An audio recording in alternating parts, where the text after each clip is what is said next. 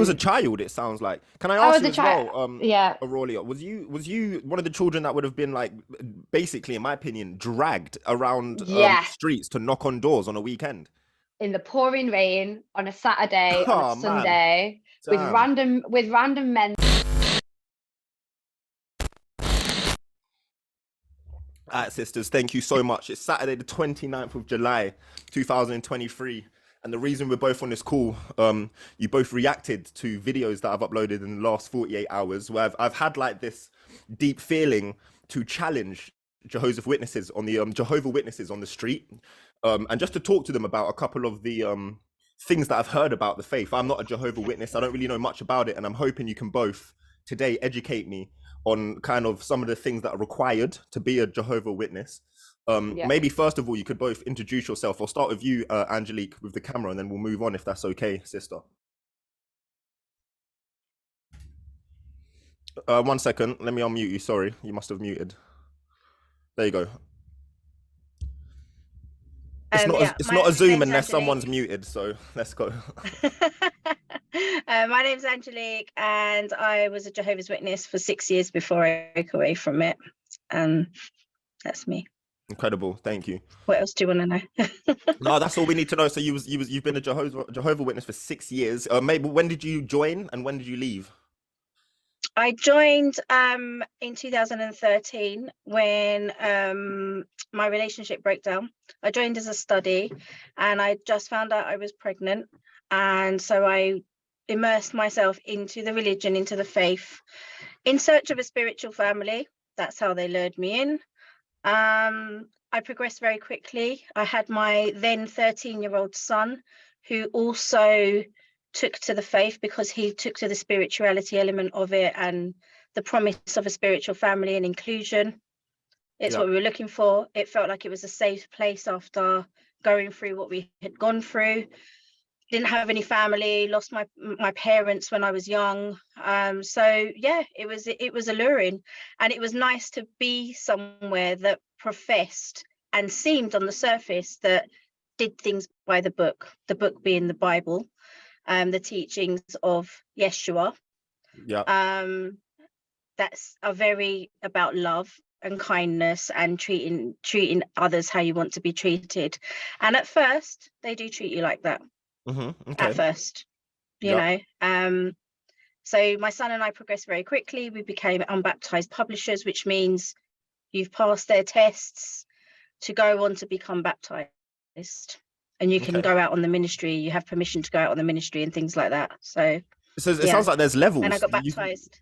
When you say There's that you're progressing, is it almost like Masons? There's different levels to the occult. You get your first, your second. Is it like that? Like there's degrees, or is it or you have to do certain things before they even allow you to consider being baptized, right? Is that what you're saying? Yes. Okay, cool. Yes. Okay.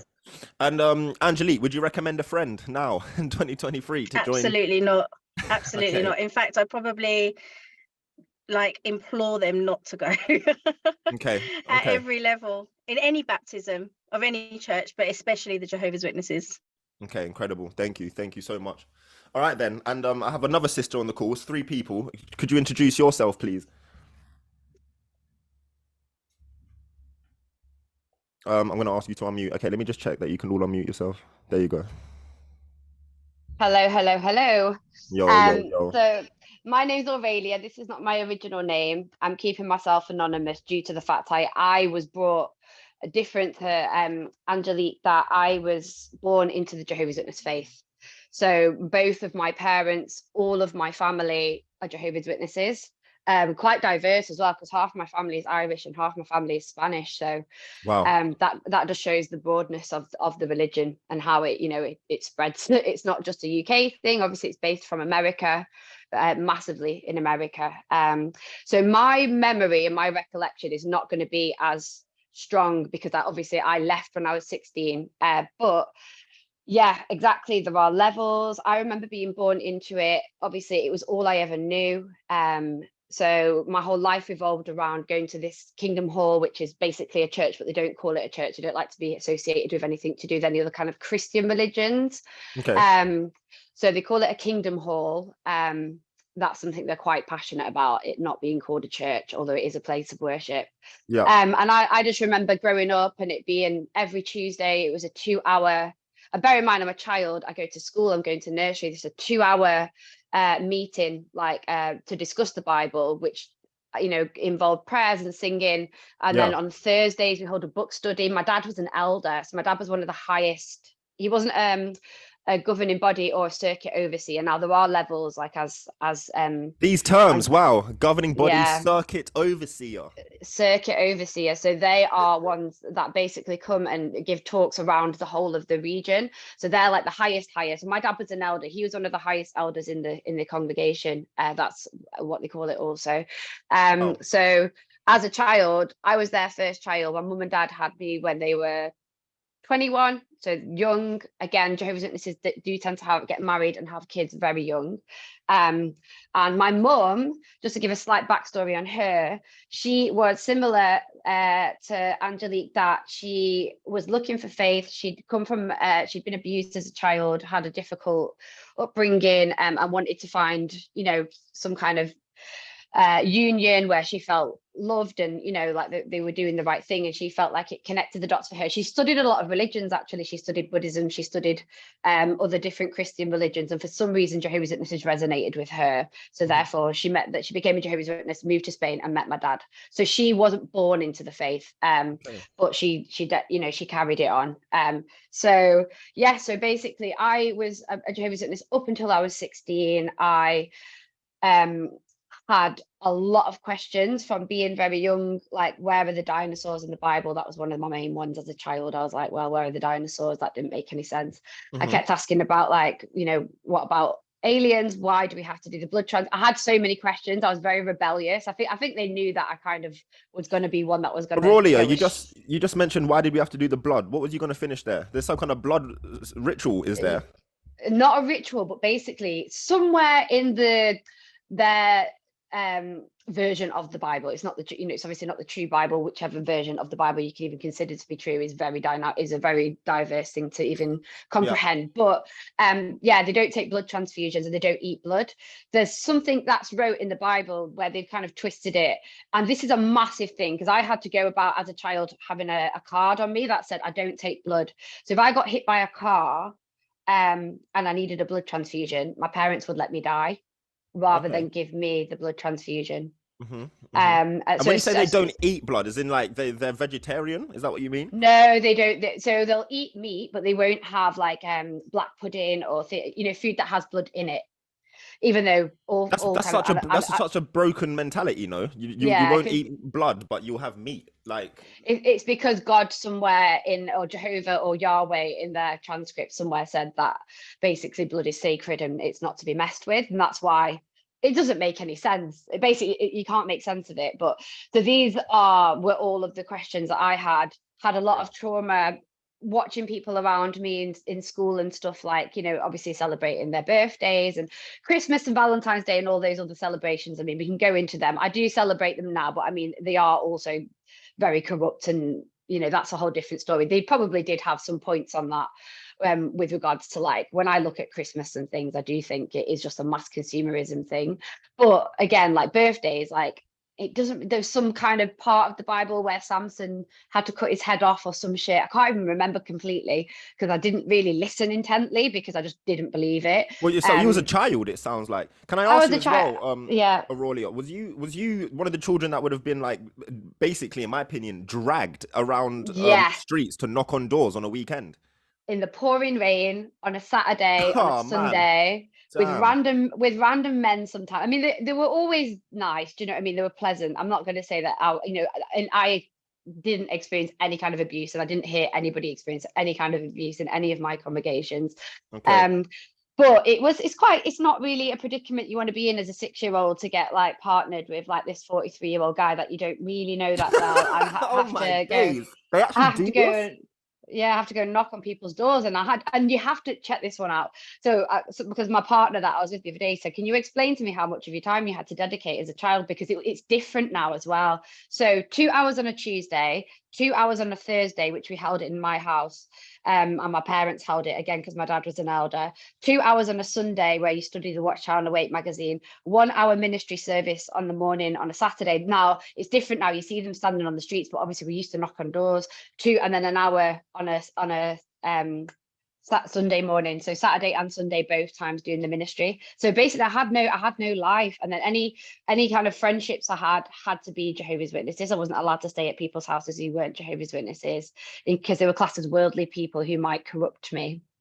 Okay, this is an important point. So maybe you could, because I don't want to assume anything. I'm just going to absorb what you're saying. Yeah, but from yeah. what you've both said so far already, it sounds like a cult. If you're not allowed to chill with someone who's a Muslim or speak and have open, like for instance, Angelique, could you have heart-to-heart dialogue with me as a Buddhist if you were still a member of Kingdom Hall? Could you speak about your perspective of God? Could you Google God?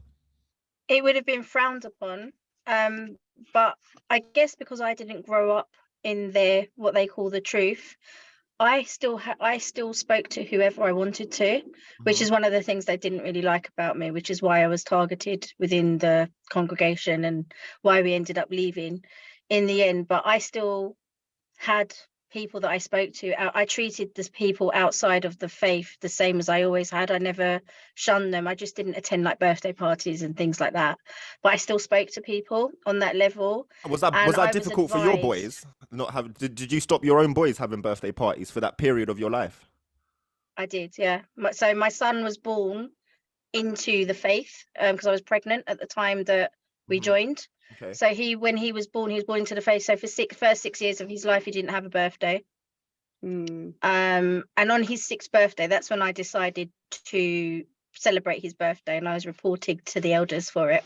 But I'd already decided to leave by then anyway, so I didn't care. Okay.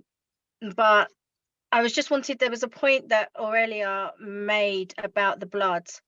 Now, I know you as a child and you probably didn't understand, but what it is that blood is the life force, and that's why you're not supposed to partake in the blood and eat and let the blood touch the flesh, which is where you have like the kosher and the halal in the Muslim and the Jewish faith. They also let the blood drain away from the flesh before they eat it, and it's cleaner because it's out of respect for the animal. Okay. And it's I'm talking from the Judaism and the halal point of view, not the Jehovah's Witnesses point of view. And they sort of take that concept and make it their own in the Jehovah's Witnesses. But in terms of like not taking blood transfusions and things like that, personally, I'm in agreement with that, but not from a Jehovah's Witness point of view, from more of the fact of a spiritual point of view, that it's somebody's life force and you're taking that into your body. It's not your life force, and your body, if you look at the science behind everything and all this, the medical profession and everything, it's cheaper for them to extract blood from somebody else and give it to you and say that's your medicine than it is to use centrifuge machines and things like that. There's machines that they have, but it's more expensive for them and it's not cost effective. There's money in blood for them. I've never donated blood, even before I became a Jehovah's Witness. I never will, and I don't let them take my blood when I go, if I'm ever have to go to the hospital or anything like that, for that reason, because I don't think they have any business having my blood, because that's mine, that's my life force, and that's my personal belief. But as I said, in terms of the Jehovah's Witness, they take that from the Judaism belief and the halal from the Judaism belief that it is the and it shouldn't touch the flesh, and they sort of like take that concept and integrate it into their teachings. Wow. That's good. I'm glad to be able to understand that from that perspective as well, because that was something I didn't really get to wrap my head around. That kind of does make sense. I've never given blood, and I have actually never eaten blood since, because maybe it didn't quite feel right. But yeah, that's great that you kind of shared that with me, Angelique. I appreciate that.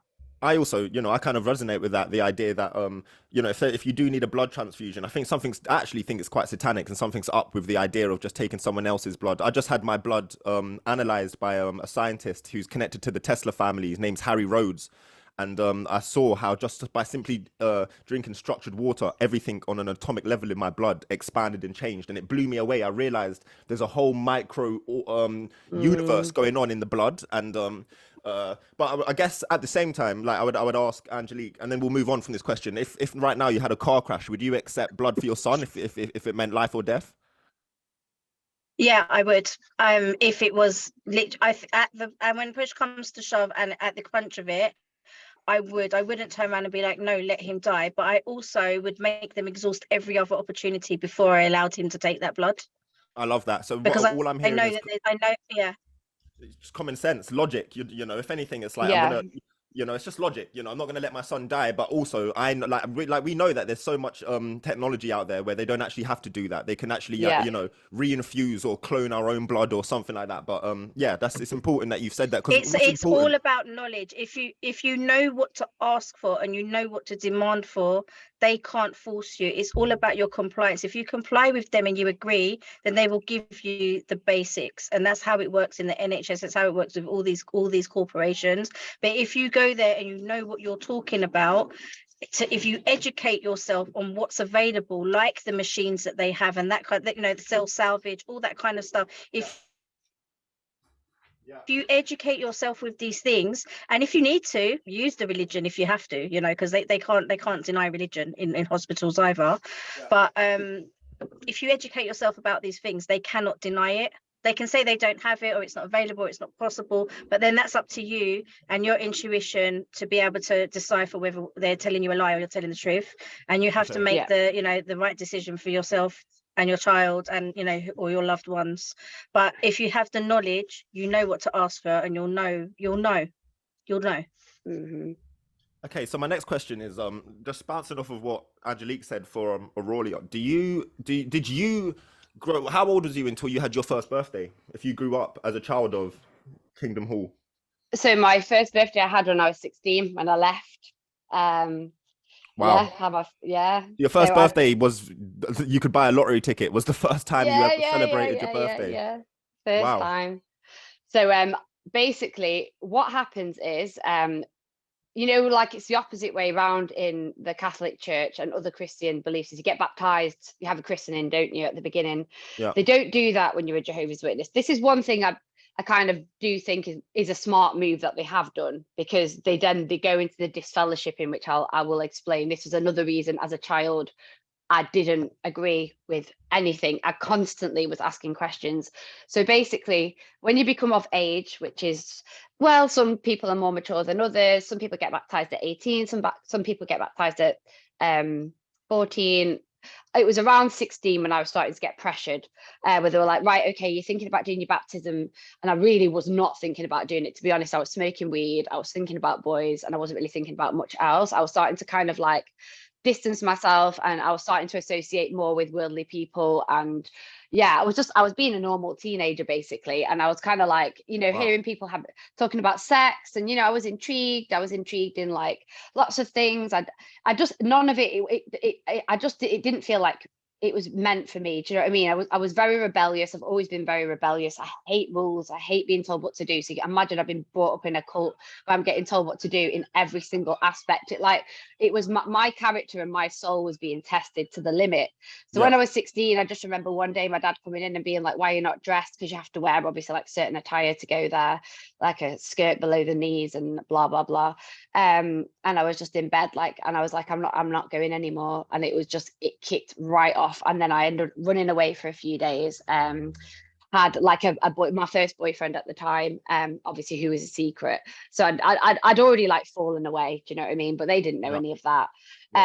So I ran away for a couple of days, and you know, they asked me to come back, and I did. And to be honest, they said to me, listen, we love you, and you know, you're our daughter. And they did try to get me back. There was quite a lot of Jehovah's Witnesses that came around to the house and tried to give me, you know, like they asked me a lot of very deep questions, like, okay, so if you don't believe in Jehovah, what do you believe in? And I was like, I got no idea, because I never had a chance to try. And even I wasn't allowed to attend religious education in high school. You get given a book on religion. That's quite significant. So if you're a Jehovah Witness, You but going can't to do a public school, you have to come out of RE lessons. Yeah, I had to sit outside. You're not allowed to. You're I not allowed had to to be sit apart. outside. Yeah, Hey, yeah, I had to sit what? outside like a little weirdo. Oh my So gosh, yeah, man. you Wow. can't.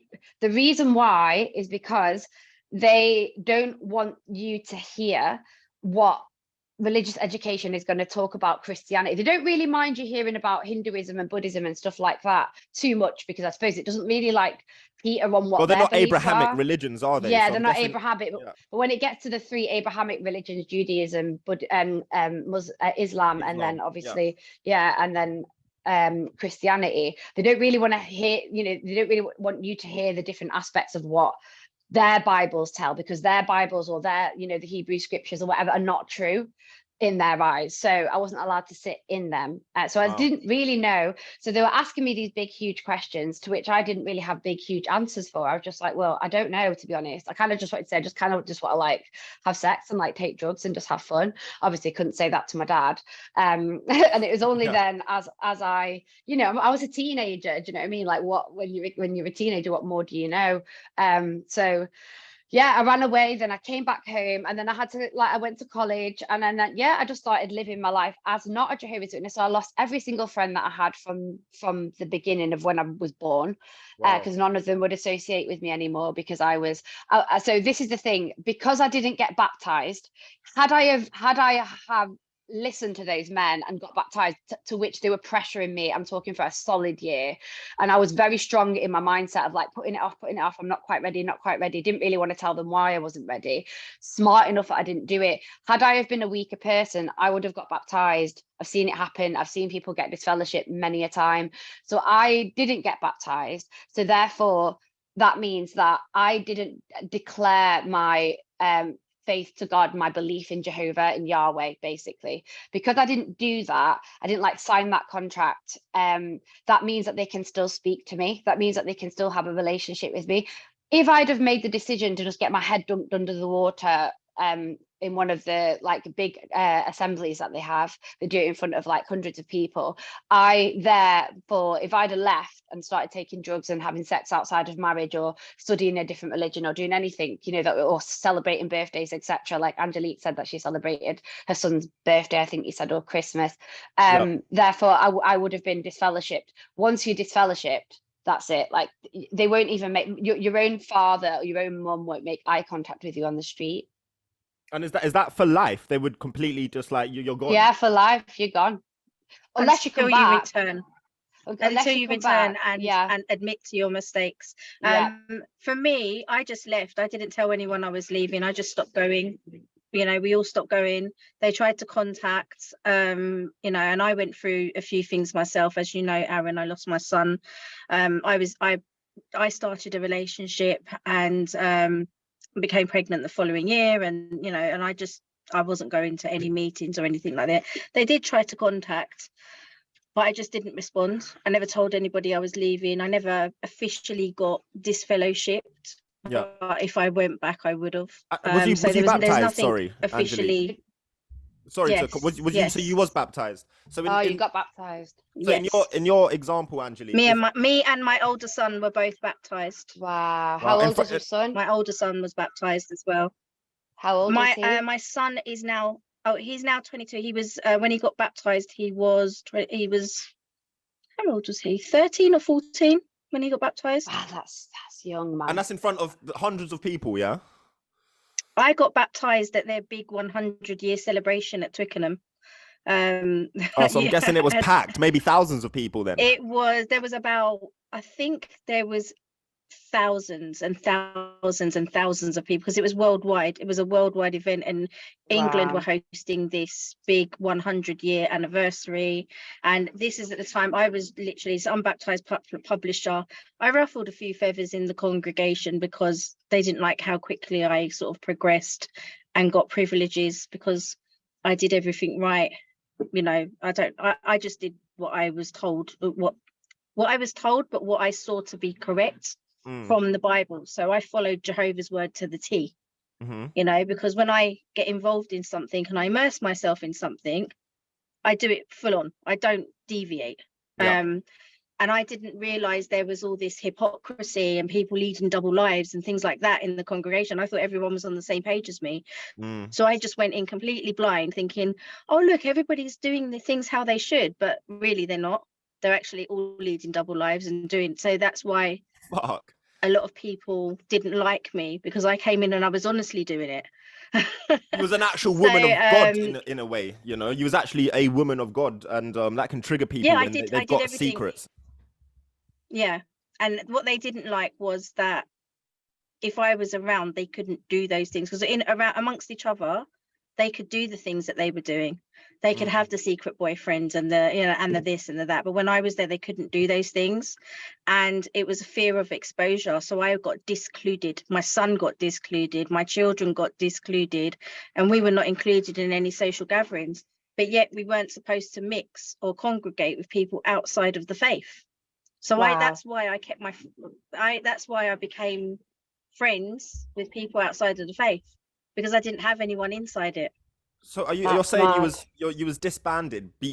Basically, they separated themselves from you because you actually followed the Bible totally correct, and because of their own inauthentic faith, they couldn't even be around you. Yes. And if you I was told. Go on, please. Yeah, go on, carry on. Sorry.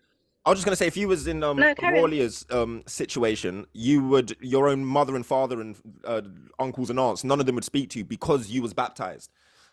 That's how serious they take it. Yes, that's an undeniable cult, right? Like if you don't do this, we'll even now, if some of them see me on the street or my son on the street, they literally will not look at us. These are people that knew us well, that had us in their houses for dinner and had come to our house for dinner and been on the ministry with them and all that kind of stuff. And these people will not look at us now. Guys, what does it mean even when you say be on the ministry? What does that mean? That's the knocking on the doors. Okay. The knocking on the doors. But that was something that never resonated with me, because I'm a very private person. I don't answer my front door to anybody unless you let me know you're coming. Yeah. You could be there knocking on my door all day long. My curtains are always closed. I don't let people know that I'm home. You might see my car outside, you might assume I'm home, you might even see movement, but I'm not answering my door unless I know who you are and why you're there. Yeah. So for me, going and knocking on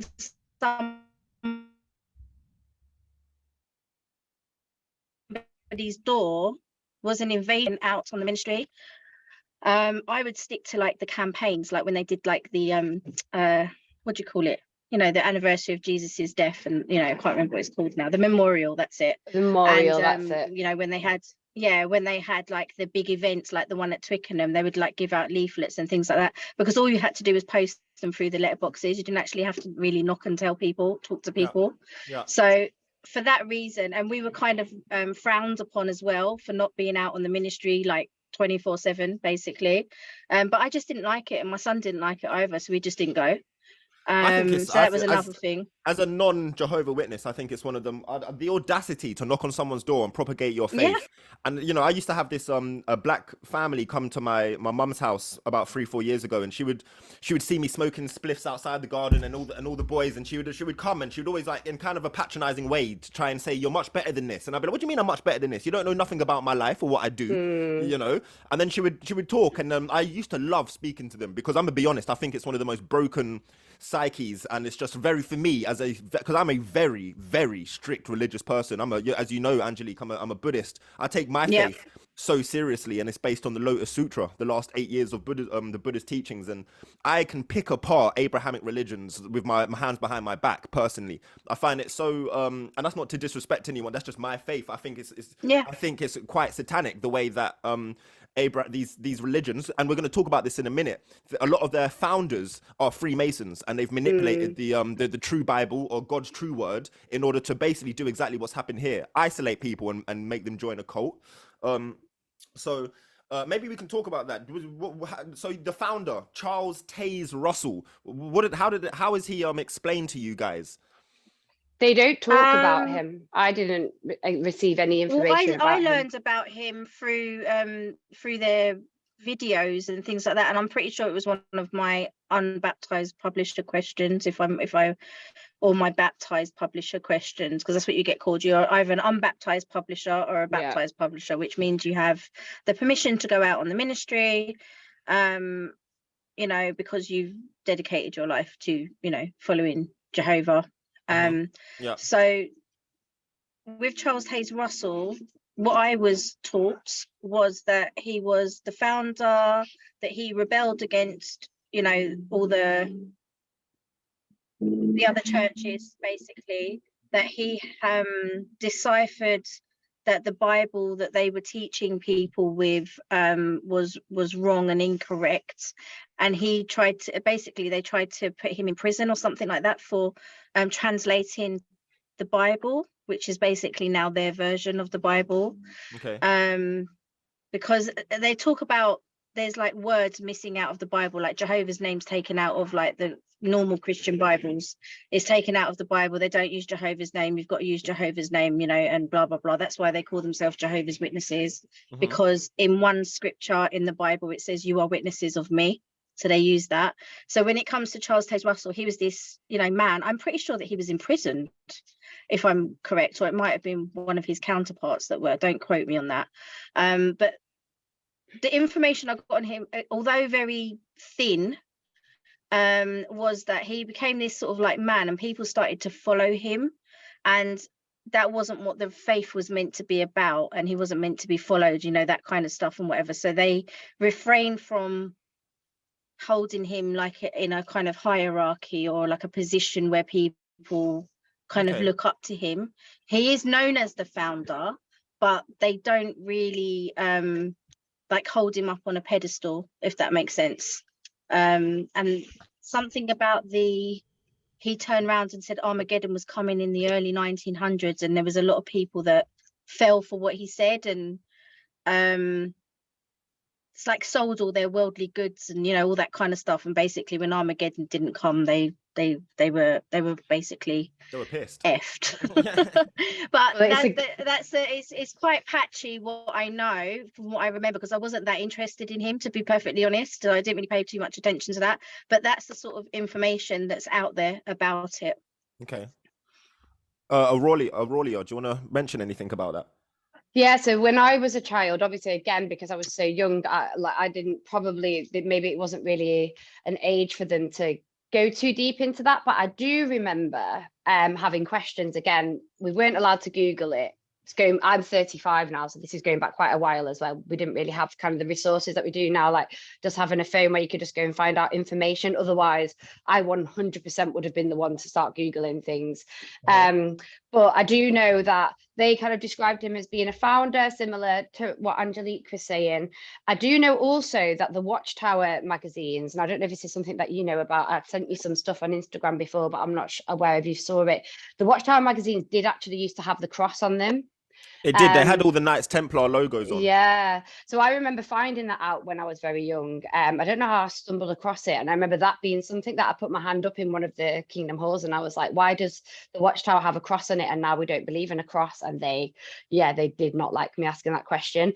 So for me, it was a very kind of shut down, like we don't really talk about that. It's basically the first religion. It's the only religion. It's the only correct religion. And that was kind of basically all I was just brain fed. And I suppose if you're born into it, again, it's changed a little bit now. I think maybe the tactics have to be a little bit wiser because of social media, because of the amount of, you know, because of the fact that you can Google things and people will Google things, even though they discourage you to do so. I think for me, it was a bit more of a brainwashing technique, maybe, where it's just like, no, this is it. Don't ask too many questions. You know, we don't really go down there. Any question I asked kind of got bypassed. So I didn't really get given much information about him. Now you can go to like these different places. I can't remember what they're called. Angelique, you might remember, but they're like big, massive school, like ministry schools. I want to call them like schools of Bethlehem or something, but I might be wrong. And there you go, and you can like learn Bethel. That's it. Yeah, so you can go and like learn more there. And they tried to encourage me to do that a few times, but obviously I swerved it. So yeah, for me it was like they call their. Sorry, now go on, carry on. Finish what you're going to say. No, it's fine. You continue. I was just going to say they call their headquarters they have a headquarters in mostly every country that they operate in, and then they have their sort of their Bethels in different towns. So the Bethel that was in London used to be in Muswell Hill. Okay. Yeah, so that's what I got. That's what I got. I don't know if I yeah, think they've moved it to Chelmsford.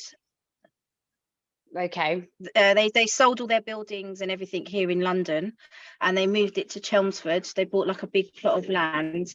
Yeah. And I was there when they I was actually a Jehovah's Witness when they done this. And what they done when they moved, they got all members of all congregations worldwide to come and help build the new Bethel. And passed it off as being a privilege if you were approved to go there. So they had everyone make these applications to go in, and if you were approved, basically you had to have good standing in the congregation, you know, not have any marks against your name, not have been disfellowshipped, etc., etc., etc., not be, you know, obviously not be a divorcee, and all that kind of stuff. And I actually got approved to go there and helped build part of that Bethel as well on the building site. Much to a lot of people in the congregation's annoyance, because apparently I was too new to be approved, but you know, it is what it is. But yeah, but then when I looked at it, I thought, well, actually it's kind of like slave labor, isn't it? Because you're not paying people to do this, is all like building work and things like that, and this was all done voluntarily by their members. Wow. I just wanted to show you guys, this is one thing that when I carry Jehovah Witness kind of evidence on me now, because I'm always looking for them on the street when they're on their ministry to talk to them, and this is something I was showing them yesterday. So this is the aerial view of a Jehovah Witness headquarters in Denmark, and all you've got to do is know a very, very bit of basic occult knowledge, and you'll realize that this is the all-seeing eye. This is totally Masonic. You know, my from what I'm hearing from you guys is, and what actually, I'm gonna be honest, maybe the best cult on the planet right now. I don't know how they've survived this long. I don't know how. Most people, when they think of Jehovah's Witnesses, they think of like your Jamaican nan. She's fucking incredible. She knocks on your door. Yeah, she might be a bit annoying, but actually, they are, in my humble opinion, with the deepest of respect, maybe the most broken people amongst Western society specifically. The idea that you would tell people you can't Google this, you can't. They absolutely are. Yeah. Yeah, it's really difficult. This is why they draw in broken people. Sorry to interrupt everyone, but that's what they do. They look for the people that are low, you know, that they're low, they're going through stuff, that, you know, they look for people like that, and they draw them in like that. There's a lot of broken people, and broken people are teaching broken people. Wow. Angelique, before you go, I know you've got to leave in a minute, so I just want to ask you one quick question before you do go. And then maybe Aurelia, you can help me out with this. I've found out recently by a lot of people that have sent me messages. There's a 2-witness rule if a child is abused within the congregation. Do either of you know about that? Could you mention that? Because to me, this is one of the most satanic things, and this is what I go in with when I speak to Jehovah Witnesses. Because above everything, it's the protection of children that I care the most for, and what spurs me to challenge these false people. I don't know how it pertains to children, but I know of the 2-person rule. That so basically, if anyone's seen as committing a wrong, you know, like a sin against Jehovah or a sin against the congregation. So let's say you saw an elder, I don't know, kissing a woman on the street that wasn't his wife. Yeah. If 2 people haven't seen that, it's not taken as truth. Okay. 2 people have to see it. That's exactly what I've heard. Yeah. So whether that apply, I wasn't actually personally I don't aware. I mean, I was aware of some child abuse within the congregation. One elder got disfellowshipped in my congregation. He started dating a single mother, and they found some pictures on his computer or something like that, which were very old and historic, but because he didn't declare it before he became an elder, he got disfellowshipped. Wow. And as far as I know, he's still disfellowshipped, you know, as a result of it. And obviously the relationship broke down, etc., etc., etc. But it was basically kiddie porn on his computer, like old kiddie porn. But I used to think it was weird that he'd have her son sitting on his lap, and, you know, he'd always be like touching you know, touching her son and things like that. I just thought he was a bit creepy, so I didn't allow my children to be Sounds near like him. sounds like a straight nonce. Nothing about creepy. Yeah. You're a nonce, mate. Yes. Simple. Nonce vibes. Yeah. It was just, I just found that sort of thing, and that's another thing they didn't like, because my 13-year-old son, that he wanted of his own will, it wasn't my influence. It was actually him that made me start going to the meetings in the first place, because he started going with his friend. But I wouldn't let him go anywhere without me, and he didn't like that. They didn't So like they that. were like, "Oh, you and your son are incredible." Make comments like, "You and your son are incredibly close. You have such a close relationship, don't you?" I said, "Yes, we do." And they'd kind of like look at me like, you know, he's like, "Does he go anywhere without you?" And I said, "No." I said, "He doesn't need to." Mm. You They're trying to pick know, him and apart, aren't they? just Pick stuff him like away that. from you. They do try to divide you. They do. And the thing is all that stuff about, you know, that you know, this is.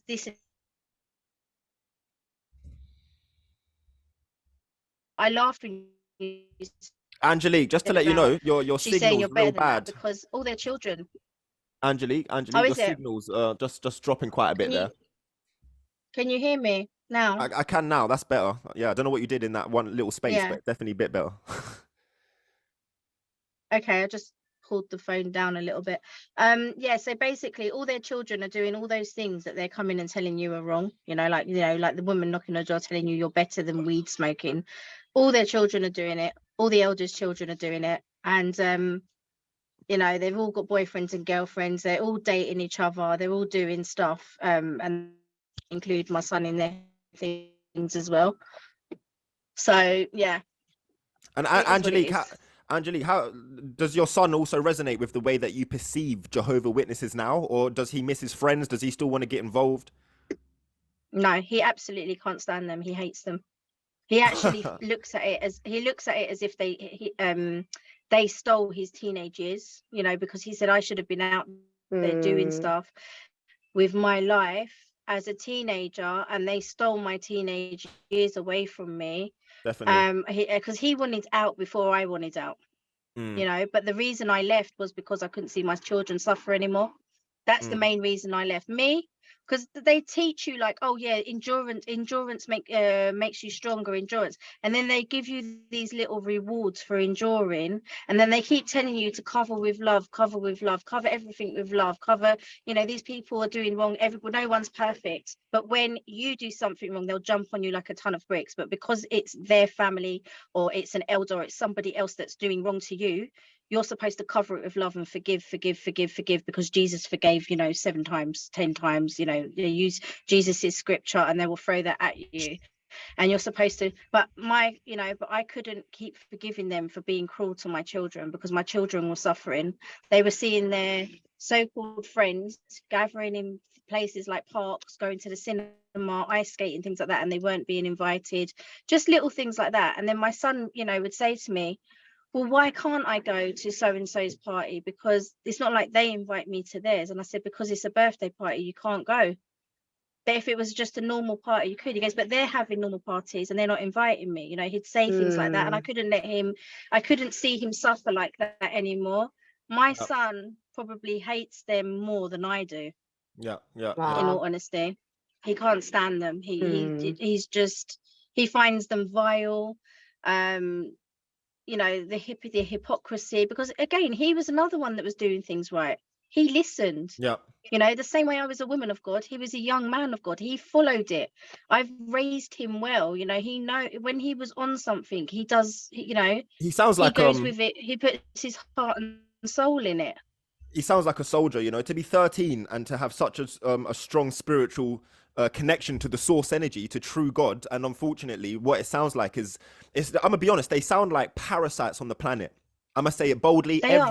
Every Jehovah Witness, and don't get me wrong, I'm not saying I'm sure there's ignorant Jehovah Witnesses that don't know, but I'm sorry, if you have to protect fellow members, if you can't Google people, if you're not if you're not aware of the darkness of Charles Russell, I think you're clapped. I don't care how nice you are. You have no intuition. You have if you're taking exactly. if and you're they telling gave a child my son not to do privileges. RE.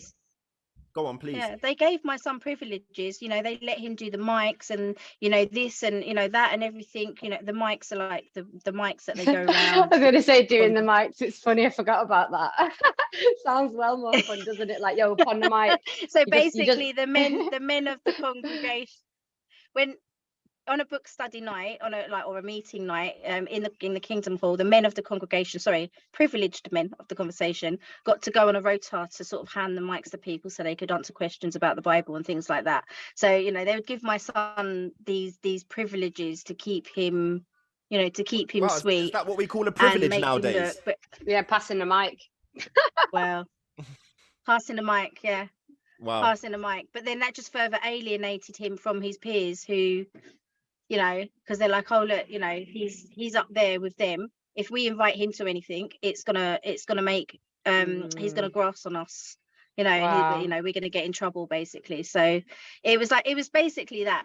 It was just that, and he, you know, as I said, he can't stand him, and it's actually gone to a point where he doesn't want to get involved with any religion now. The minute I mention religion, I tried to get involved in the, you know, the chanting and things like that. Like my younger son, he'll sit and chant with me and things like that. My older son's not interested I at don't all. blame He him. doesn't want. He had his best years, unfortunately. I'm guessing he kind of went through puberty or everything, you know, through this false faith, and he's had I would say demonic entities all around him. You know, these people, some of these elders, I believe they have walk-in jinn inside them. You know, I don't know if you saw some of my videos, guys, but you know, only yesterday I went and I asked a man, deeply respectfully, I asked him, can we speak about the children and the protection? And he got so he got so angry, his face went so red at me.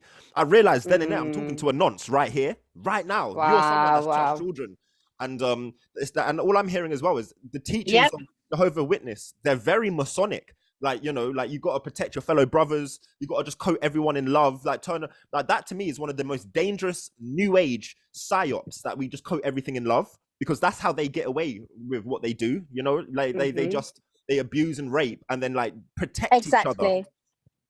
Yeah. Exactly. Before you go, and that's how they do get away with it. Yeah. Before you go, because I know you're about to leave, could you quickly just touch on the fear? Was there a lot of fear that you're going to die and Armageddon's coming? Because it seems quite fear-based, this whole faith. They do peddle the fear, but for some reason I wasn't worried. I don't know if it's just me personally, because I knew I was right with Jehovah. Okay. I knew I was right, but they peddle the fear, and they say you need to fear Jehovah and Jehovah alone. The only person you should fear is Jehovah. The only person you should fear is basically wronging him and going against him and his word. And his word is you have to listen to the elders of the congregation and take direction from the governing body. And if you don't take that direction and you don't do what they're saying, then you will perish. So the word of Jehovah, he is to listen to human words, is what you've just said, right? Jehovah says listen to the ministry, the governing body. But I'm guessing the governing body is a bunch of humans, right? Yeah, it is. But their way of doing it is, that's what I wanted to actually quickly touch on before I go as well. Their way of doing that is that it's the words that humans speak are inspired by God. It's under direct inspiration from God. So you're basically getting a download from God, I guess, is what they're trying to say. And the governing body particularly supposed to be in touch with this. But my theory is, it's not proven theory, that they're all astrologers. And that they tap into the astrology, and this is how they predict events that's going to happen. Because I do look at them and I think that obviously you're not allowed to look at astrology or tap into spiritual things as a Jehovah's Witness. Mm-hmm. But as we know, the elite, they have some of the best astrologers under their wing, don't they? So I feel that they predict events. They make it look like a marvel. They're like, look, we said this, and look, this happened, and we did this, and this happened, and we put this in the watchtower, and look, it's happened like 10 years later or 5 years later. And they make it look like they have this special insight into things. But I just think it's astrology. Yeah, man. Or Project Looking Glass. Who knows how deep it goes? They could who knows? Yeah, they could be creating these. It's just basic witchcraft, in my opinion. Like people that like predicting these events and and claiming that it's divine insight, when actually, like you said, you've just analyzed the stars. Like if you understand this universe, you can get quite a good blueprint for what's about to happen. You know, basic occult Of knowledge. course. I mean, yeah, of course. I mean, it's no better than the news. It's no better than anything that they peddle out there. You know how, you know, all these things that they say, you know, that's going to happen, and they warn you about it. Yeah. You know, they're just part and parcel of it, aren't they? They have to warn you before they do it. Yeah. And it's the same with the Jehovah's Witnesses, and they're all implicit. And I also, even though I wasn't with them when the pandemic hit, I know somebody that was with them, and they really peddled the vaccine as well. Sorry, I don't know if I'm meant to say that. The snake juice. Yeah, the snake juice. Yeah, they really peddled it and forced all their congregation members to have it. Wow. They were really, really pushing for people to have it, like almost as if saying you can't come to meetings unless you're vaccinated. To be honest, that is one thing, to be fair, that I think all faiths on this planet kind of, you know, there was so much fear, a lot of it through ignorance, but it sounds like you're saying it wasn't just ignorance or like just joining government guidelines. It's almost like they were pushing it more than other faiths, even like, really, you need to get this snake oil. As I said, I wasn't personally there with them when the pandemic hit or anything like that. But from what I've spoken to somebody, actually, she might be willing to talk to you actually, because she's left Man, and she's got all her family and everything. But she's left. She calls it a cult as well, and she told me all about that. And I was actually in disbelief, because I thought that they would actually be opposed possibly to it, but clearly not, you know, because they talk about how they're against all government and you're not allowed to vote and you're not allowed to do this, and the government is the enemy and it's the great prostitute and this and that and everything, but they're actually with them side by side. Yeah. Wow. So, but I do have to go into my appointment now, but I would love to catch up with you and do another one of these and in a bit of more length. Angelique, possibly. maybe you can hook me up with your friend and me, and we can have just carry on this convo, bring her in as well. I want to open this up to more people. I just want to thank you for coming here. She lives in Spain. She lives in Spain. So yeah, I'll ask her. I'll text her later and ask her, and I'll let you know.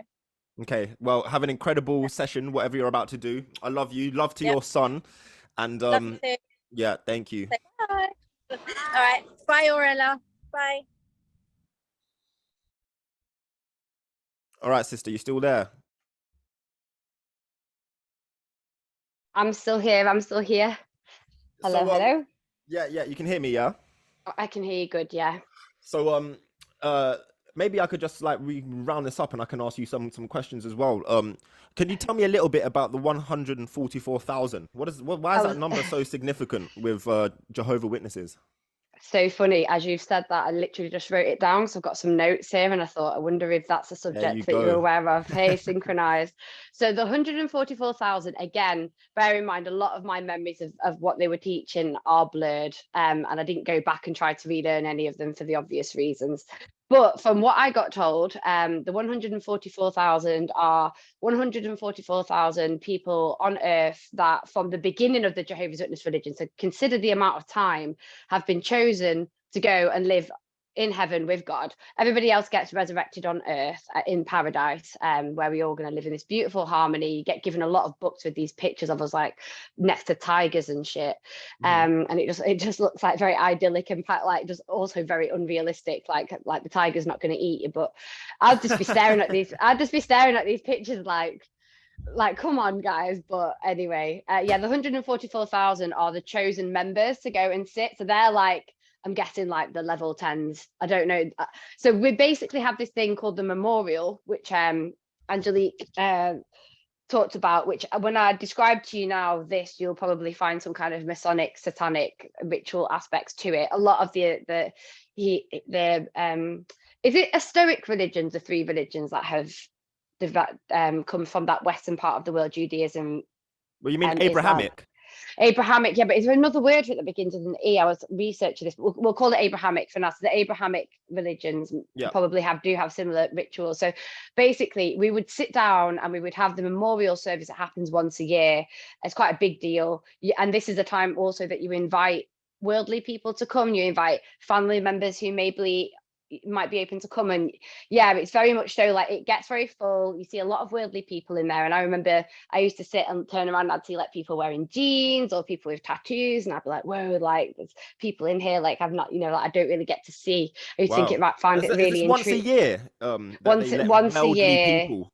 Okay. Yeah, worldly people. I mean, worldly people are invited to come into the congregation, into the meetings at any time. They are very open to let people, just come and walk in. They want, they just want more people always. But this is like a very special time. And basically, it's all about the death of Christ and celebrating the death of Christ, if I remember correctly. Because they don't really celebrate the birth of Christ. They celebrate the death of Christ because obviously Christ died for our sins, which I could never quite grasp my head around. Yeah.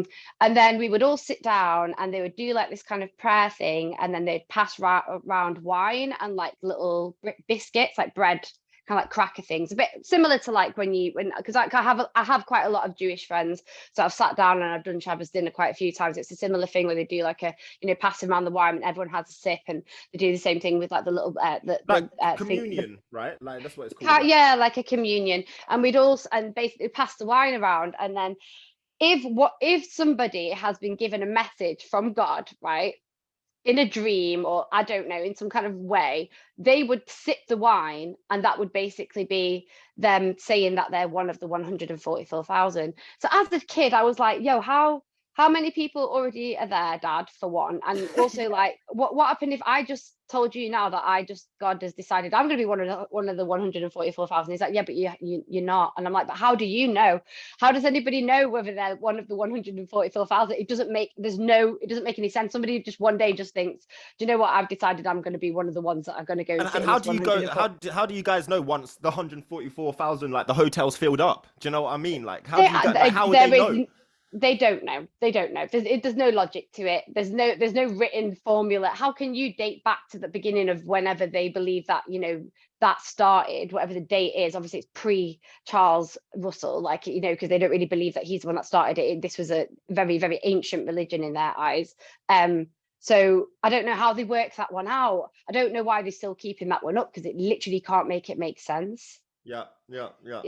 So that is a strange one. The 144,000. I've got no idea why that number. Even if you're not one of the 144,000, did you say you can still be, I guess, reincarnated into paradise, or is Yes. paradise only if you're in the 144,000? No. So the 144,000 go and live in heaven with God, with Jehovah, and they like just sit with the angels, and like I don't know what they do exactly.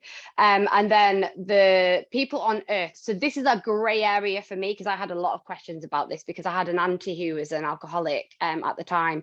So I always used to say, so is she going to die then? I was like, so when we all get reborn, is she going to die because she's not following the faith? And my dad would be like, oh, there's certain areas where and then I'd ask questions like, so what about like children in India, like, because we don't go and knock on their doors? What about like Hindu people? Like, are they just not going to get resurrected? They've never heard of the Watchtower. They've never heard of Jehovah. That's one of my first questions. Like, what if you was born in fucking, Iceland? You don't speak, you don't have access to a Bible. That's the karma of your life. And then what? You don't. Yeah. It's one of the most fucked up like ideologies. Yeah. Like, please continue. As a child, these are the questions that I was asking. So I was on it. Do you know what I mean? I was like, but what about this? What about this? What about fucking on it, man? I was like, what about the kids in Peru that live in the mountains? Like, what about them? Do you know what I mean? And they're like, oh, well, we try to spread the word as far as we can. And I'm like, yeah, but there's only not, knocking on doors in Urmston, or knocking on that's part of Manchester, knocking on doors in, whatever area is not going to, you're not reaching those people. So they do travel abroad. They do, it's a very multicultural religion as well. As you said, you probably would have experienced, there's a lot of white people, black people, Asian people, Chinese. All of my friends growing up, I've grown up with like lots of multicultural friends. Yeah. And I do want to highlight, I know that it is like, obviously we're talking about this and the belief and it being a cult, but I do have to highlight for myself that my family, and although they are very incredibly misled, they are some of the most beautiful people that I know. And I think a lot of people in the world are misled, obviously. And it's sad when you're awakened and obviously you just want them to see through your eyes. But I luckily haven't had the experience quite the same as like what Angelique said. I never became an adult in it, so I didn't quite get to see a lot of the hypocrisy. I probably was one of the ones that was doing the hypocrisy, because I was starting to smoke weed and stuff at 14 before I left the belief. But again, I didn't believe it, so I wasn't pretending to believe it either. And like now, this is why I've, you know, remaining anonymous, is like me and my brother and my sister, they are like some of the best human beings I could have, like, I love them. I go to them for advice. I can talk to them about anything. I talk to them about all of my worldly lifestyle, and they don't judge me. So I could have just been quite lucky to have been born into a family where they're actually very open Jehovah's Witnesses. They still believed it. They still believe the things. But even my brother's like, I hate going on the ministry. I just don't really want to go. But for him, it gives him some sense of comfort. So our mum died 3 years ago, and I've seen that my dad going through like deep states of depression, and then having the kind of congregation of people around him showing him love has actually brought him out of that. Because I got a lot of hate for the religion when my mum died, because my mum had serious mental health issues, and I didn't feel like they helped her with them, because she got abused when she was a child. I don't feel like they gave her the right help, and then she started drinking, so then she got like not disfellowshipped, but like removed. So imagine you're already going through like a serious mental health breakdown, you're struggling with addiction, and now the one thing that you had that was your congregation is shunning you, rather than telling you to go to like AA meetings or anything, because they don't believe in AA, because again, it has some kind of like Christian background to it. So I started to get angry then. Now I'm away from the religion.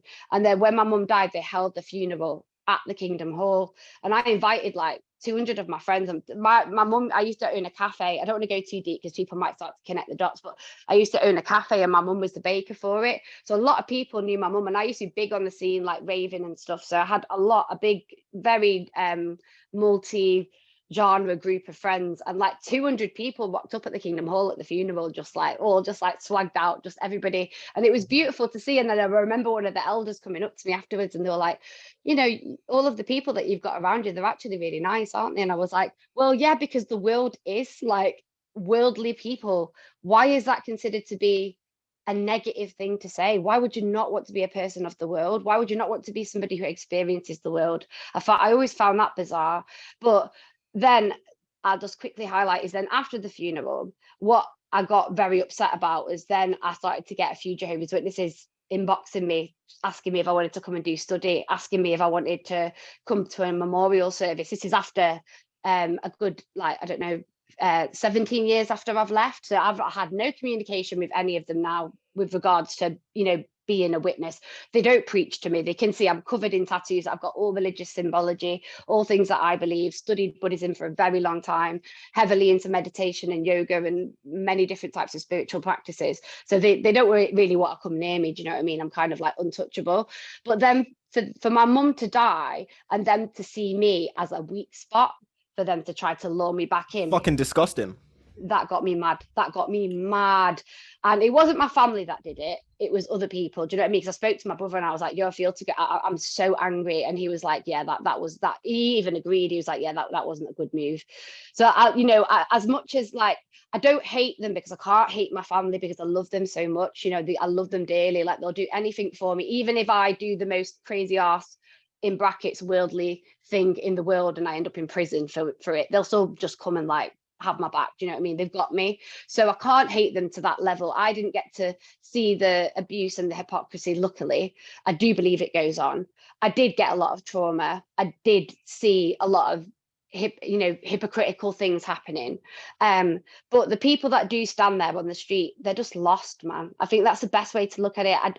I feel like they are lost people who maybe have been manipulated. Maybe not all of them, maybe not like the man you spoke to, the one that went all red in the face. He could be full nonce vibes. Can't trust anyone really, even I agree.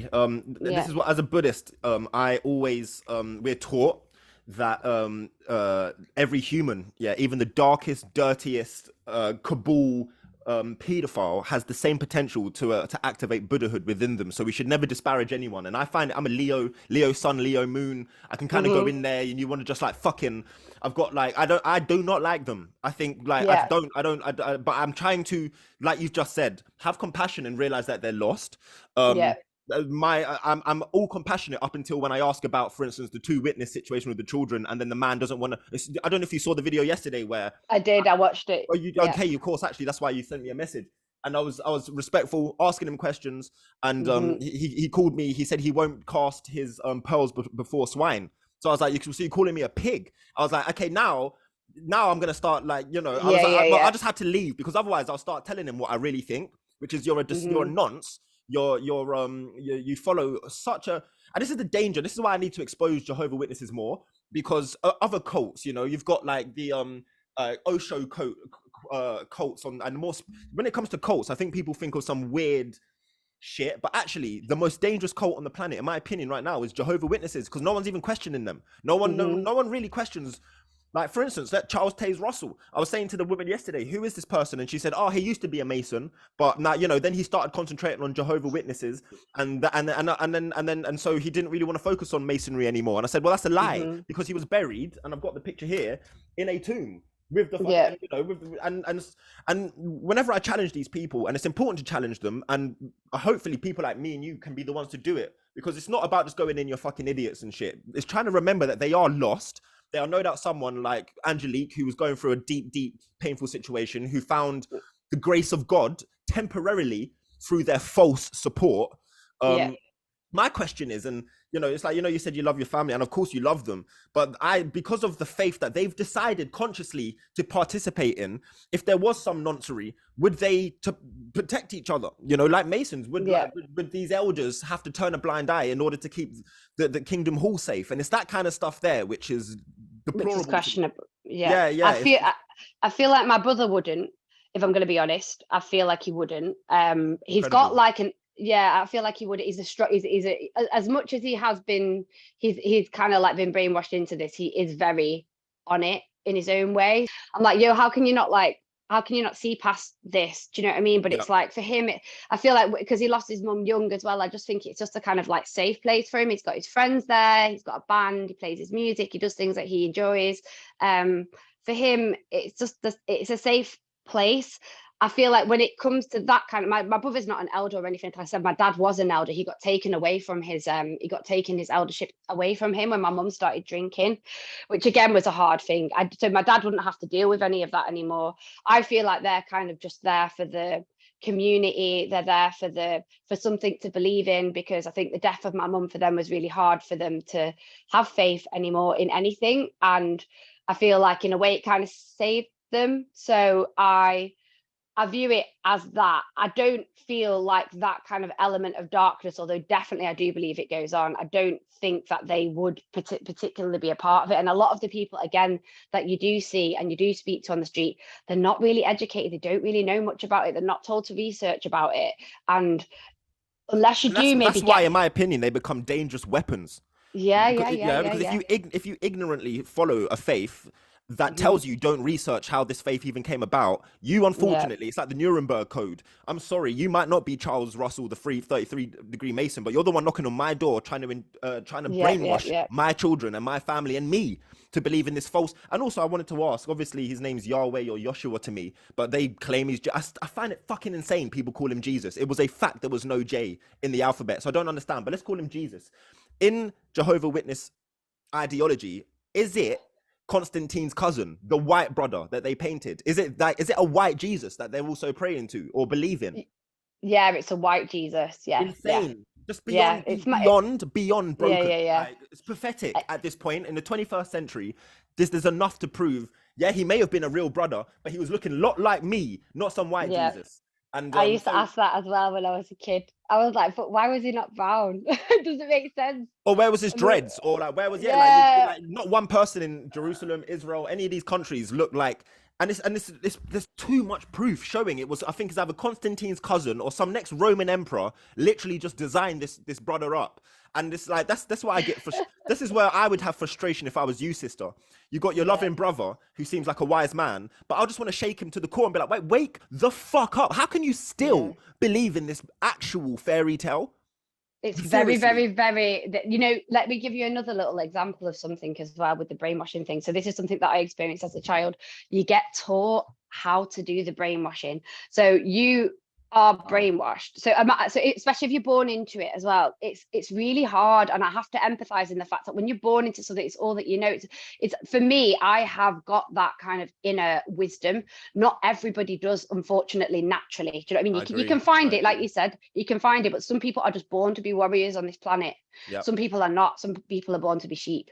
100%. Yep. Unfortunately, but maybe that is what is needed. Maybe there are warriors that are needed, and maybe some people do just need to be the sheep. I don't know. I'm still trying to work that one out. Well, I But believe that is the truth because that's actually what's happening. So it's happening. So it's the truth. Some people are just, I call it the fluoride stare. They just don't have a clue. And also some, yeah, and it's like my father, he knows there's things wrong with this world, but he don't give a fuck. He tells me, Indigo, I'm trying to come home from work, have my beer, and I don't give a fuck. I kind of almost rate that. Like, either don't give a fuck or don't pretend to be no Jehovah Witness that knows Wagwan, because what you're sprouting is absolute trash. It's like yeah, what you've been brainwashed to believe, yeah, and like how broken you've become as a human because of that. You know because what I of mean? it. Like you can see with the conversation I'm having on the streets with them. None of them can answer like simple questions. It's always like Simple, refer to no, someone else, or I'm in and ahhing. How yeah, broken are you? So most of these people are like 60 years old. I'm half your age. I'm talking yeah, politely, and yet you yeah, can't answer simple questions because they don't know. They're yeah. broken clones walking around.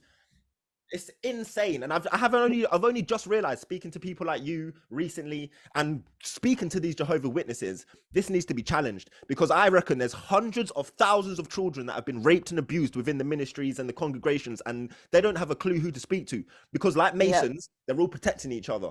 And there's no yeah. one. I don't think I've ever come across a video online or anything of someone talking about their experience as being a Jehovah Witness. We're truly There's trailblazing something here. there's a podcast that's on I'll send it to you on Instagram, and it's called something cults, and basically is a guy from America who's interviewed on there, and he was a Jehovah's Witness. You might want to listen to that because he gives some really good information. Incredible. And they talk about loads of different cults. So I'll find that specific one because there are people talking about it. There's also a guy on YouTube who was a governing overseer, and he speaks about, and he goes into deep into the literature. There's a lot of literature you don't get to see, but they have books and books and books and loads of different things that you have to study. And there's some literature in there that has got some stuff to do with the two-person. I watched it on YouTube, and it started to get me so upset and angry that I stopped watching it, because I felt like, where do I need to go now? Do I want to go to a point where I start hating my family, or do I need to be there for my family right now with my mum passing away? What do I do? Do I see the light in them? Or do I see the hatred throughout this whole thing that they've been, unfortunately, like, sucked into? Do you know what I mean? But I going think out, that is your mission. That is your mission. You know, I think we have to work on ourselves as spiritual beings to open yeah, up our heart as much as we can, so that we can have, because listen, these people need to answer these questions, and hopefully they'll realize how ignorant they are, or how lost they are within something, or how much they've been controlled to not look at other things. Like, imagine being a yeah, child like yourself. I can't imagine, sister, what it was like, because I loved religious education, because I think most children do. It's the one time you start to think about, even though religious education in the West is deeply controlled, they don't talk about yeah, true Buddhism, or they're, every fucking, like, it's fucked up, but still, at least you can question and ask. I can't imagine what it was yeah. like for you being pulled out of the class, and then everyone's coming back into like maths, talking about Allah, and you don't have a fucking clue what that is. That's Mm-hmm. just like anything that tells you not to look outwards and ask Yeah, questions is clapped from the start. It's from the clapped. start. Because Well, that's how. if me as a Buddhist, I tell people, go search for everything, because I'm so convinced in what my truth is. I know my truth is my truth. I'm not insecure to let someone find a truth in something else, because I know my Yeah, truth. So, and yeah, yeah, that's so much power. When someone tells me, do this, I don't care if you do it or not. More times I will do it, because I realize they're not trying to tell me what to be. yeah. I You know? totally agree with that. Yeah, 100%. And one of the things that they do as well, and this is what you will encounter when you keep trying to, challenge them on the streets, they practice this. They're taught. So basically, I used to have to practice interacting with a worldly person who might ask questions that I'm uncomfortable with. And you'd practice it and you'd practice it, and then you'd go on stage and you'd like perform it in front of all Wow. of the other. What the Yeah, that was fuck, man? yeah, that was like a This is weird thing. such a cult. They literally get young children to Yeah, practice how to yeah. counter arguments, but you won't actually, but you can't research. They will But you tell you can't how to research. counter it. Yeah. they'll kind of show you how to like bypass weird questions, or they'll get you to it's really fucked. They basically teach you how to manipulate people. Also, they'll teach you like, oh, if you sat next to somebody on the bus, maybe you could just open a dialogue by saying like, oh, you know, like what's the weather like, and then they'll be like, oh yeah, the weather is nice, and it's like, do you ever think about how like God made the weather? And then they'll be like no, what are you talking about? And you'll be like, do you want to read the scripture? Literally every conversation that you have with somebody is supposed to lead back to God. But then if like somebody, so basically I was with my friend who is a very deeply spiritual person. I was at his house and 2 Jehovah's Witnesses knocked on the door, and I was like, oh, this is going to be interesting. So I just kind of like stood behind the door. I made sure I didn't recognize who they were, and he opened the door, and then they started speaking to him, and he was like, can I ask you a question? And they were like, yeah. And they were like, can you tell me about like the MT, the spirit molecule, like what do you believe about that? And they were like, what? And he was like, yeah, I just want to know, like dimethyltryptamine, like, you know, it's been created, it's like within everything in the universe, like what do you believe about that? And they just had no idea what he was talking about. And then he was, you know, obviously they don't, but for him it was like he was like starting to, and then he was start again like asking all like the Masonic stuff, and like just you know, just asking, because he's like very wise of it all, and they just didn't know how to handle it, so they just left after a bit. They were just like, okay, I think we're just going to leave now. Like, and what they do is also they have a book where they knock on the doors, each one of them is assigned a street, so you get given different routes, and then you get given a book, and then on the book you have like how many times you've knocked on someone's house. So they kind of say that you don't really want to knock on someone's house more than 4 times, which I mean 4 times knocking on the same person's house, like that should be harassment. There should be harassment. It is harassment, and most people, you're getting your doors slammed in your face, understandably. You're knocking at 9 o'clock in the morning, bear in mind, on a Saturday, on a Sunday or Saturday. Yeah, like it just allow people to chill, man. And then once you got somebody on the door, say if they came to your door and knocked, and you ask the questions that you did, you'd get blacklisted, so then you wouldn't get knocked on again. Or or if you've shown an inkling of like, oh, you know, not interest, but even like you opened a dialogue, because most people don't even open a dialogue with Jehovah's Witnesses. Yeah. If you open a dialogue, then they'll be like a return call, put that as a return call, and then they'll keep pestering that person, because they're like, oh, we can definitely kind of break through to them because they've got some kind of inkling. Or when the lady, when I was living with my mum, there's this lady that used to come up. Like I said, she would see me smoking weed in the front of my boys on the street, and she would be like, you're better than this, and she would talk for hours. She would stand there for a while, and she would come with her kids, and I'd always look into the kids' soul when I was speaking to them, and I always knew these kids are going to turn into teenagers and remember Indigo, and they're going to be like, fuck, that guy was telling me so much. Because I would say in front of them, towards the end, I used to say, by the way, yeah, make sure you question everything, and then the mum would be like, But she would like having convo, and I told her that I was a leader for young men in Southwest London, and she always used to say, "Fuck, we need a leader like you within Kingdom Hall," because she could see my seeking spirit and my strength, and I guess she wanted to convert that into an Abrahamic faith, and then like push me as a leader. And but I'm talking about, I would invite them in my house, and they're in my living room and talking in the, you know, black family, and I just want to say, I think the black people are the most fucking damaged in this. But anyway, I know, yeah. But that goes all back to slavery and white Jesus as well. But anyway, yeah. So I've got a gohonzon, which is as a Buddhist, we chant to a scroll, Japanese scroll, and it says down the center, Nam Myoho Renge Kyo, and this, and for us, we don't believe that. For my object of devotion is this. It represents Buddhahood, but it also represents hell and all the life states. It's a blueprint of the universe for us. We don't pray. I've heard that chant. Yeah. We don't. Yeah, Tina Turner made it quite famous. But we don't pray to an external Buddha, like, you know, Shakyamuni, the guy that everyone prays to and gets tattooed on, or Jesus. We don't believe. We activate that law, that we call it the mystic law, within ourselves. Christ consciousness within ourselves. It's not, we don't believe in something external, and you know, we are the microcosm of the macrocosm, for instance. Yep. I believe I remember saying to them, and this is after about 6 weeks, every fucking week, and she'd be like, I'm coming back, and I knew she was just coming straight to my house. She was missing all of them, because I would fucking chat to them, because I love religious debate. It's one of my most amazing things. I love religious debate. Yeah. And so one day I said, kids, come upstairs and see my gohonzon. And they went to run up to go see it. And she fucking screamed at them. She was like, Oh, you can't wow. look at it. You can't look at it. Because obviously I'm saying, Wow. oh, I'm going to turn the light on. I'm going to open the doors and you're going to see this scroll. She just straight said, oh, it's witchcraft. And I said, how fucking disrespectful. I've let you in my house for 6 weeks and I talk to you. And I'm not saying I want you to be a Buddhist. I'm simply saying, show me the damn respect to at least ask me some questions about my faith. Yeah, because this is the thing, Queen. They don't want to hear anything else. They just want to project. They don't, it's not a two-way heart-to-heart dialogue. No way. No, it's not. No way. Like, as soon as, because I listened to her for fucking 6 weeks, never really challenged anything. I would say certain things, and then I would say that one time, come up and have a look at my faith, and she didn't look at it. And I remember saying to her, "You're pathetic." Straight out. I don't care if you're a nice person. You're pathetic. If you're that scared of seeing a scroll, how weak is Jehovah? How weak is he? If he can't protect you. Do you know what I mean? And so that's what I've always realized, man. It's fucking puddle pushing, the pedal pushing their broken ideologies on people. And like you, when your mother died, they can't do it to someone like me because I'm too rock solid in my faith. But when they think, oh, maybe your mum's died, maybe this is how we can bring her back in. And in my opinion, suck your life force. I would even suggest on the top level, there's satanic rituals happening because I don't understand how people are in a spell.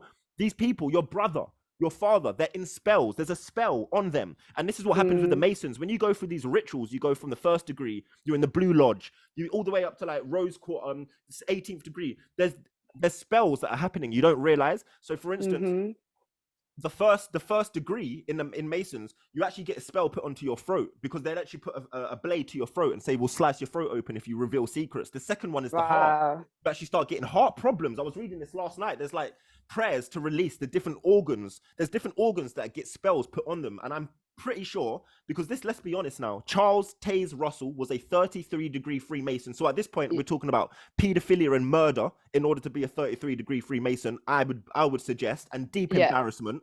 You have to like literally like fucking fuck a pig, be fucked by a man, fuck your own mother. Something fucking soul destroying has to happen for you to keep going up.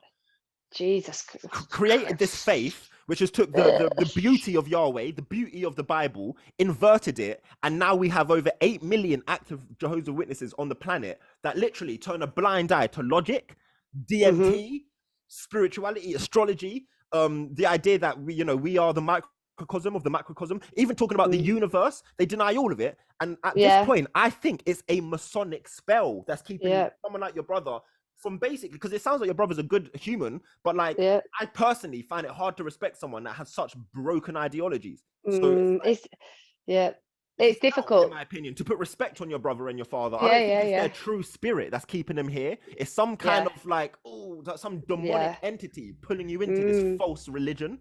It's so hard. It's really, really hard to see people that you love that are trapped within it. But again, it's like I've kind of experienced similar things, seeing my mum being an alcoholic, and I see people trapped within whatever the demon is that is holding them. So this is kind of like another thing. The problem, obviously, with what you said with the Jehovah's Witness faith is that it is a religion that then therefore they're trying to push onto other people. But like I said, my brother has he doesn't really do the knocking on door thing. He kind of swerves it as much as he can because he hates it. Maybe he's like halfway there. I don't know. It sounds a bit like a rebel Jehovah Witness, and let's pray that he is like a rebel. He listens to like a Carla, and he's like, do you know what I mean? He comes out with some mad stuff sometimes, and I'm like, how can you be like watching all of these things on YouTube, knowing all this information, but not just like going that step further? And also, as a religious person myself, I'm someone who says if you're a Muslim, do what you want, but fucking be a Muslim. You best do your 5 prayers. You best not commit haram or eat pork and fuck women. Like, you best do what you say. Otherwise, just fucking don't bother. Just be a fucking rebel. And the same with a Jehovah's Witness. I would suggest, if I was to talk to your brother, you ain't no Jehovah's Witness. If you ain't going knocking on them doors, or if you're kind of uncomfortable with some of the faith, you can't be a Jehovah's Witness, because if they knew how your mind was, they would fucking disown you. Yeah, you know what it's I mean? mad. It's like either go fully in and be a wholehearted Jehovah's Witness and protect all the brothers and knock on the doors, or don't, because if you can't have 1 foot in and 1 foot out of a faith. Do you know what I mean? Yeah. It's like I pretend to be Buddhist, but then I'm fucking going around egoically like judging every single one and shit. Oh, how can I be a Buddhist? Yeah, it's difficult. And I think again, like with my brother, he's not judgmental. He actually has a lot of the same friends that I have. He kind of rolls with the same people that I do. And a lot of my friends live very alternative lifestyles. Not going to go into it too deeply, but, and he just, you know, I don't know, he's like, I feel like for him, it's just been like the easier lifestyle choice to take from the trauma of losing my mum. I feel like maybe there would have been a point that he would have maybe taken a path the same as me, because he's very strong. I've got a sister as well. She's also in it. And she's very meek and very wounded by the death of my mum. And I just think for her, it's like she's got her little friends group. She never speaks about the religion. She never really preaches it. But for her, it's like she has nice little get-togethers. It's a shame from speaking to Angelique and seeing the experience that her son had and how he kind of, you know, wasn't invited to things and stuff. It's like, I feel like they've got like a little safety bracket, and sometimes broken people being in those little safety brackets is what they need. And I do push sometimes and question, but I don't push too hard, because I think, you know what, like, I'm watching you and I'm seeing that you're not doing personally any damage. I would definitely question and argue with, or not argue, but a debate with witnesses that I saw on the street. I would ask them some serious questions. Do you know what I mean? Because I'm not connected to them. Yeah. But with my family, and henceforth why I have, you know, decided to stay anonymous within this, is because I do have ultimate respect for them, even if they are making a very incorrect choice in this life path. And like you said, you're a Buddhist, you believe in reincarnation. Let's hope that when they do get reincarnated, it is to a place where of deeper understanding, and maybe that this is a journey that they needed to go on, and also to understand the control that they have been in. Wow. That's that's something that I look at, and I think, you know what, I broke away from a child. When I was a kid, I was broken away. I knew, do you know what I mean? The only time I ever felt any, and this is obviously quite a personal thing, but the only time I ever felt any guilt towards being a Jehovah's Witness. One second, I'm just getting a call. Let me just put this down. 1 second. I'm back. Cool. One second. And we'll wrap this up in about 5 minutes as well. I don't want to take too much of your time. Fine. So because I wanted to kind of, I really want to go into the depth of it, but I also kind of wanted to leave it with a little bit of compassion and understanding for these people, because I don't want as much, it definitely needs to be challenged. And I, obviously go on with your warrior spirit and go and challenge these people 100%, ask them the questions. But I also just want to give the insight of, I'm still in connection with, quite a few of them, because I do, like, my brother's married to a Jehovah's Witness. So I know her and her family. We spend a lot of time together. I go to Spain. I spend a lot of time with my family there. And, I only ever have really beautiful experiences. And they've only ever, they really respect the fact that I'm a visionary artist. I take psychedelics. I sit with shamans. I do ayahuasca ceremonies. I live a very alternative lifestyle. And they've still allowed me to be around them. They ask me questions, It's amazing they allow you to be around you, but surely if they took their faith more strict, they would run 1,000 miles from you and you're Satan. I feel like maybe because I feel like what's happened is that, because as I left, I think because they realized how much of a beautiful person I am and how much love and light I shared to them, even though I disagreed with them when my mum was struggling, how much love and light I gave to her. Like I literally am a being of light. Like, I'm not exaggerating it. Like you have got probably more of a fire warrior spirit. What you say, you're Leo, you're a Leo and a Leo rising, or a Leo sun, moon. Leo moon, Capricorn rising. Yeah, so, and I'm a Cancer rising and a Cancer. I'm like a triple Cancer. Wow. So I've got that deep, very compassionate. That's the place that I come from, you know what I mean? So I feel that I have to highlight, I had a lot of trauma being in it as a child, not abuse wise, but definitely manipulation wise, and I missed out on so many things. But it's actually having that experience that I had has made me the person that I am today, and being able to still have that connection with them, I think, is because they can see how much of a good person that I am. It's like, I think there's a part of them where they're like, well, you know what, not all worldly people obviously are bad. So, well, do you know what? I think I don't know if you're a believer in the age of Aquarius, but we're moving into the age of Aquarius now. And I think it's I just want to say thank you for your courage and your compassion, because this isn't this transformation from the age of Pisces to the age of Aquarius isn't looking at the people that have chosen wrong paths and going, fuck you, we're creating the new earth, you're left behind. We've got a hope that people within the kingdom halls and within masonry even awaken to the wrongs of these false organizations and false ideologies, and have the compassion to remain in that aura, still in that energy field, in that sangha of a community of believers, to have compassion and show them the way slowly. Because you know, I that's not my mission regarding Jehovah Witnesses. Like, mine right now is, like you said, more warrior. For me, it's about exposing, but then once it's exposed, someone like you can come in and have the compassion to show them how you've integrated spirituality into your life, and how it's not all satanic, and how you've been manipulated. So it's because of people like you that there's hope that you can awaken your brother, your brother's wife. It sounds like they don't even need awakening. It sounds like they just need to come to they need to realize that God's within them always, and you don't even need to remain in a false organization to feel the presence of God. Maybe that's what it is, you know. It's like they don't know how to operate without that safety net. It sounds like you, though, Queen, have a standalone spirit where, fuck everyone, I don't need no organization, I'll find the divine in a mushroom, you know, or in my prayer, in my prayer, in my meditation, with all. And like what you just described there, but like, you know, the masculine and the female, let's put you in, obviously you're in the masculine bracket of like warrior mode, and I would be the nurturing, you know, womanly spirit 100%. that is needed within this. So like my way of teaching is showing. Do you know what I mean? I'm not gonna fight fire with fire. That you know, they're coming towards me with the preachy attitude. I ain't gonna do that. I'm just gonna show you like how I've evolved and grown. I'm gonna show you like how I've accumulated an incredible you know, group of friends. I'm gonna show you how well I look after my body and my mind. You're gonna see it.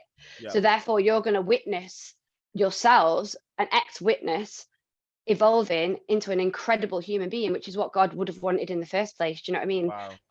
If Jehovah is up there, minus all of the partying and the drugs and the sex that I've had, I'm sure he'd be like, yo, she's an incredible human being. And I don't think he cares about all of those things. I was about to say, like, isn't God within the sex, within the party, within the exactly mushroom, within every relationship and every fucking sexual experience? This is like how everything's God, and spirituality and religion is daily life. Like the most mundane things in life are still have God in. Do you know what I mean?